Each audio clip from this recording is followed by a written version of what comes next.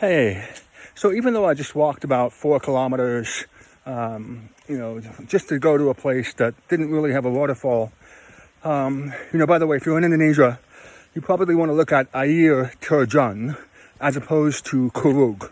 Kurug almost always denotes a smaller, just sort of cascade. But it was even sadder in this part because, there wasn't even any water. There was a drizzle coming off of a rock in the area that I visited, even though the picture, shows you, multiple cascades coming over a large hill.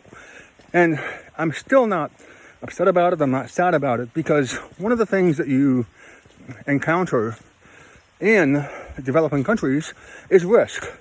And it's just not only the risk of this physical injury, but also just this idea that, sometimes not everything is planned out. And then a lot of the times, if the budget does not allow for it, you're not going to see, necessarily everything that you want to see.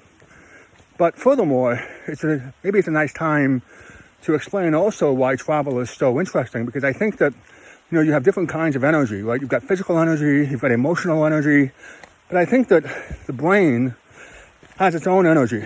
It's a cerebral kind of an energy. And I think that it needs, a change. It needs to see new things.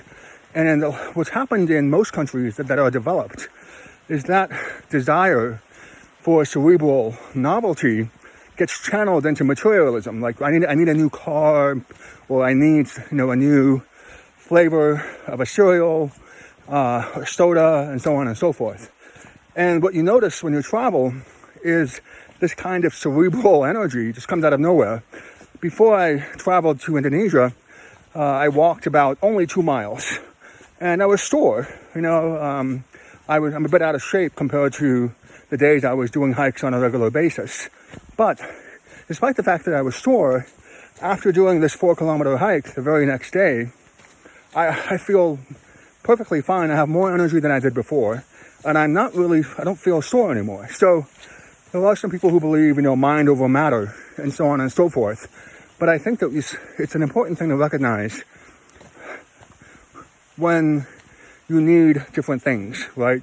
You need to satisfy your brain, your body, your intellect, as well as your emotions. And if you're not out there trying to pursue your interests, at least, once in a while, or at least if you don't give your brain something to look forward to, I think life becomes very, very difficult, or at least more difficult than it needs to be. So all this is simply my way of saying, get out and travel more, even if it's just to see a new shopping mall in a different, county or in your state.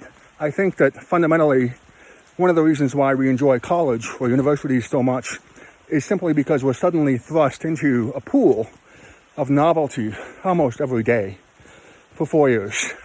And that's maybe something that's a lot more difficult to replicate as you get older. But that doesn't mean that we can't try.